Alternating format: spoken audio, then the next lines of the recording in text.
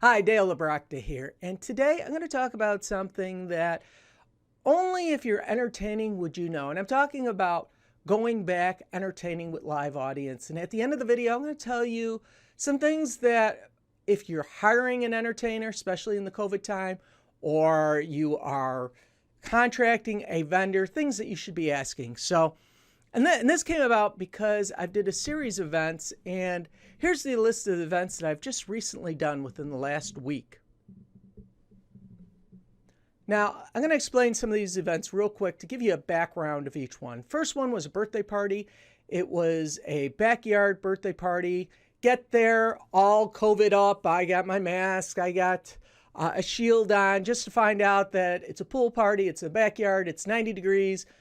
Nobody is wearing masks, social distancing. It's family, so it's kind of friendly, but we all are still staying back. And I actually blogged about this where I did feel comfortable enough to actually remove my masks as social distancing was being done. And as an entertainer, I felt safe being there because I had a lot of people ask, Dale, why did you remove your mask? And the key reason was I felt comfortable. If I didn't feel comfortable, I wouldn't have removed my mask. Now, the second event that I did, again, it was a private party, but the time shifted. We went from a party of 10 to 15 to now 50. And this party was broken up in a country club, 2 rooms, one outside, one was in an air-conditioned kids' room. And there were a bunch of kids sitting at little tables, eating with their parents. That's where the food was. People were coming in and out of the area. Again, I walked in, the club right on the wall said we're in phase 4, must wear face masks. And all the employees I saw were wearing face masks. I get up into the party, nobody is wearing a face mask except for me. I'm wearing a face mask and the servers are walking around with face masks. Again, different environment, private party in a community, but it's a private club, so they have slightly different stringent rules or lax rules depending on what they're following. In this case, masks were required by staff, but not members. And I looked down at the pool. Everybody was socializing or social distancing in the pool, but nobody had masks on.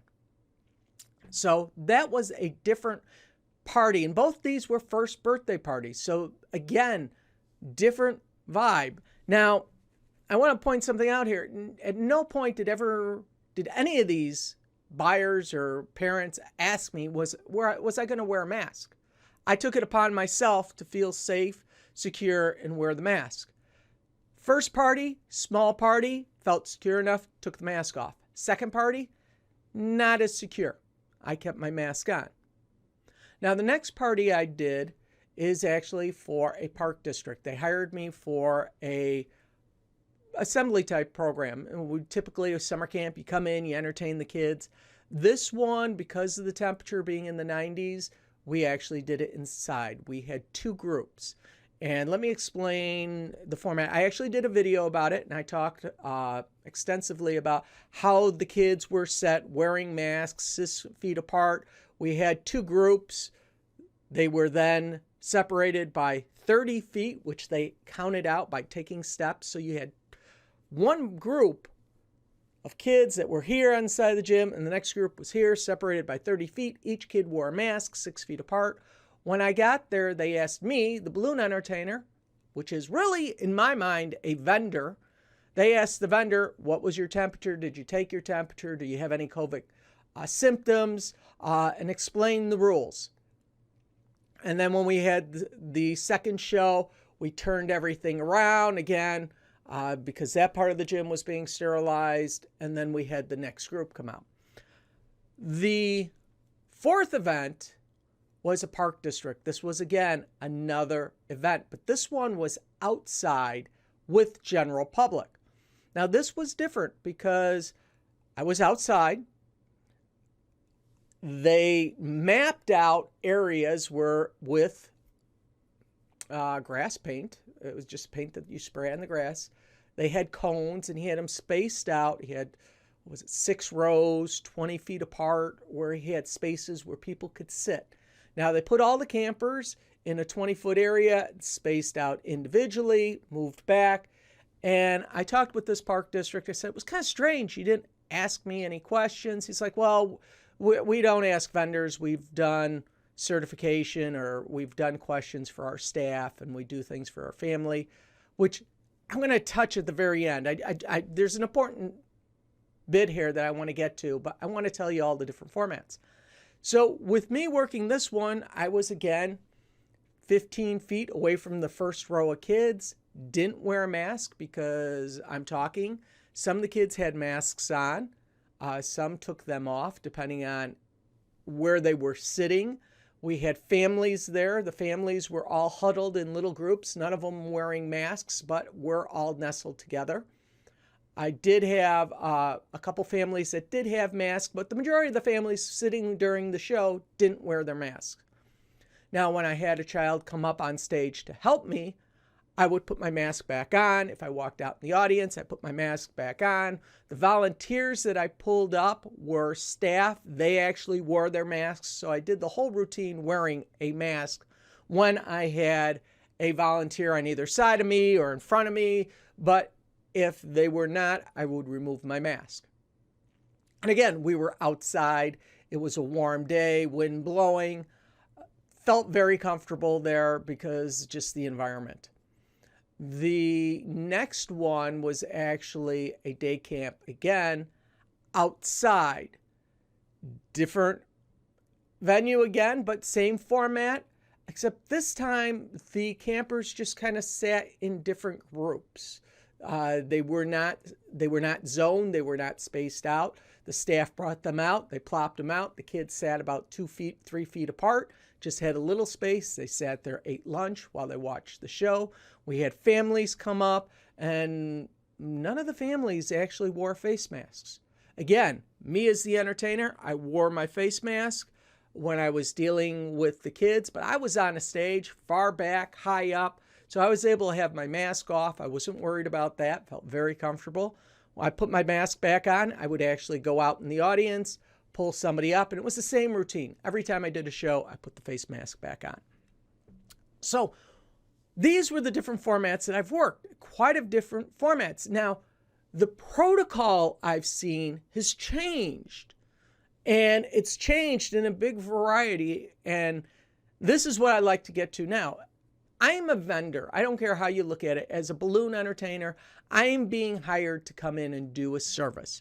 So my service is to entertain kids with balloons. So if you're a parent or a corporation, you are hiring people. Now, this is where people may disagree with my thought or find, this logic a little strange, but I'm taking it not to an extreme, but to a point where I think it should be.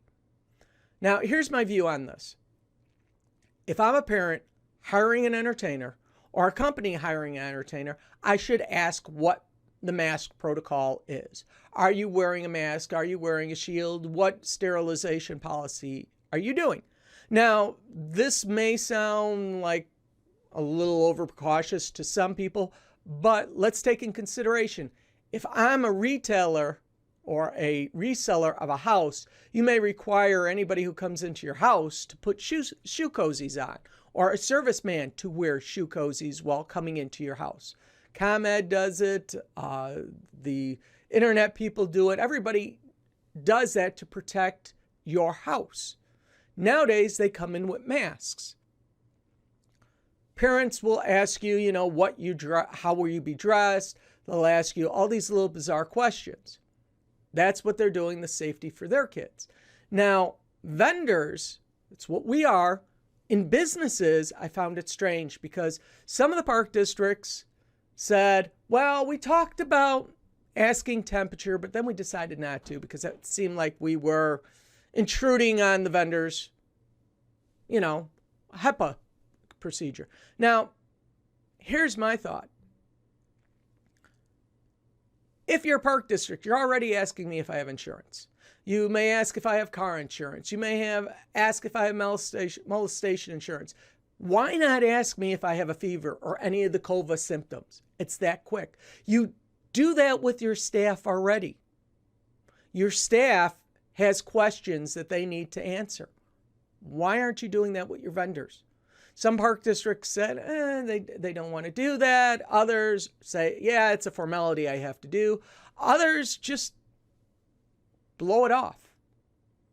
And for me as a vendor, me personally, I feel safer that way when you ask me. That means that, yeah, you have some kind of protocol in play. If you're spacing your kids out in an area that I could see that as an entertainer, I come in and go, all right, they're worried about safety. Just like you were worried about me being left alone with a child or having insurance in case something gets hurt. Why aren't you asking the same questions of me, the vendor, and showing not only that you're sterilizing, because there's hand sanitizers in every park district all over the place, but why wasn't the protocol going forward, which I question.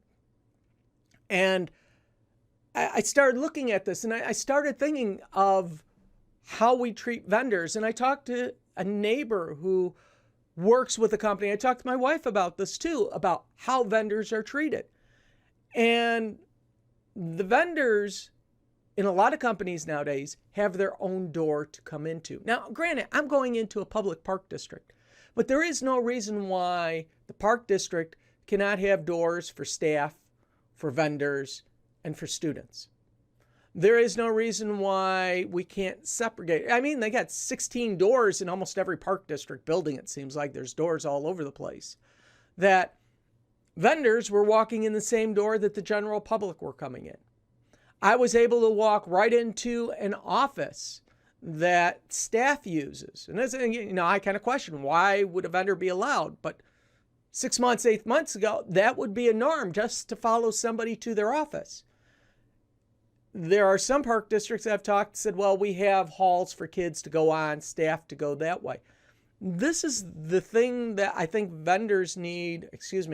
park districts need to think out. How do they manage their vendors? Because anybody coming into their building is either staff, it is a guest, or a vendor. And there should be 3 protocols for each person to ensure their safety. It's a restriction of, it's like getting that key pass in some businesses that you can ride the elevator up and down, but after that, you're restricted to what floors you could stop at. That's the same procedures that, as entertainers, we've had free run for decades. But in this generation, this time, we should be considering restricting where vendors go, how they come into a facility. And I think that's up to the company that hires us to put those procedures in play, to mandate it. If you're a parent hiring an entertainer, you should be saying, do you have a mask? Do you have hand sanitizers? What's your cleaning procedure? And just ask for the safety. Because this is my personal thought on this, is if I don't feel safe or comfortable, I'm out of there. It's simple. I don't care if you're paying me or not. If I walk into an area that doesn't seem safe, why am I there? It's that simple. So if you are hiring a customer, or if a customer is hiring a balloon artist or a vendor, why aren't you setting forth what your policies are? And I know park districts have a lot of policies. They have a lot of people to manage. But again, you can ask me about insurance. You could demand that I show up at a certain time, put that procedure in play. And I guess that was my biggest struggle with this is, yes, I understand private parties can fluctuate, but I thought for sure when I was going to get to the park districts that they were going to hammer me on procedures and policies and safeguards, but they didn't. It seemed like everything with COVID is, well, we're doing it, we're not doing it. We require it of our staff. We don't require it of the vendors. The parents, we have a different rule than the kids. And I think it's straightforward. Just put down one policy, goes straight through. So if you agree or disagree with me, go ahead, leave me a comment, subscribe to this channel. Because due to the fact that this is policy as vendors that we should be outlining or should be outlined to us when we enter a facility or being hired for a birthday party. And these are things that, I know there are people who are going to think this is unpopular or not a great topic to talk about. But these procedures are put forth to keep the general public safety. This should be keeping us safe. This should be something that doesn't have to be regulated by the government, but it's just plain common sense. And I guess that's where I'm surprised that, common sense isn't running as rapid as it should. That, again, we should have a restriction on how vendors interact, how they I have not had anybody say so far that you can't use volunteers, that you need to wear a mask on stage. They haven't talked about anything. It seems like they're afraid to talk about it or set guidelines, even though schools set guidelines all over the place for entertainers, what we can and cannot do. I mean, we walk into school, we have to have our ID scanned. We have to have molestation insurance. You have to have insurance. You got all these background checks that they do. They want to do fingerprinting. But it seems like asking somebody their temperature or to wear a mask or social distancing seems like something that people just can't do or don't want to do. I really don't know how it goes to explain this. But this is what I've experienced in these 5 shows. And I have another show coming up that, again, when I told the lady that I was going to wear a mask, and she's like, well, we've had a couple events. Masks are optional. Okay, I understand that, but I'm a vendor coming in. You require your caterers to do specific things. Why not require me? Now, I do want to point something out. And again, this is something that I observed. I saw this firsthand with my eyes. I had my mask on. There was a mom that came up to talk to me about the show, to give me praise, and she had her mask on. And a little girl was fumbling with her. She must have been all of 4. I think she was about 4. And she's putting her mask on. And the 2-year-old, I kid you not, is like this, watching us, because she didn't have her mask on, but she knew to cover up and go like this. And then she kind of went back to the playground. She went back that way. The 5-year-old just walked up and mom's like, where's your mask? And he's like, oh. But the 2-year-old knew to cover up. And my wife has seen this in stores many times. Parents walking in and the kids covering like this, or teenagers walking like this. They're covering up. So I guess is be professional. As I say, the difference between an amateur and a professional just shuts up and does it. They will put the safeguards on. Even if the customer doesn't have, we walk in with our liability insurance. We make sure we have working props. We make sure that we are standing in the proper area of a child. We're not left alone unsupervised. We protect ourselves. And, it saddens me in some cases that I'm not seeing the same thing with some of these operators who work professionally with kids. So I think it's really up to the entertainer that we have to put common sense forward, because I don't see people treating entertainers like vendors, requiring them into certain doors, requiring them to wear masks. I mean, we're treated somewhat like the general public, which I think as a professional, we should be a step higher than the general public. If this is general public right here and they're wearing masks, I think we should have our masks on. I think we should be doing our every protocol that we can, not only keep ourselves safe, but to show the client that we are concerned about their safeties. Now, again, this video may be out of date in a couple of months. Please let that be. Hopefully COVID's gone. But if not, this is something for you to think about. Do me a favor, leave me some comments, what you think about this topic. Good or bad. This is a tough topic. I'm not looking for political views. I just want to know what you think about this topic. So do me a favor, click subscribe. Again, this is a strange and unusual time we live in. So my name is Dale Obrochta, the Magical Balloon Dude. Be healthy, be wise, be good. Bye-bye. Make sure you click on that subscribe button and never miss a video. Subscribe now. Click the little bell and always be notified of a live broadcast. Follow me on Instagram, and if you're a TikTok fan, you'll find me under the same name, Dale Obrochta. Looking forward to seeing you on social media.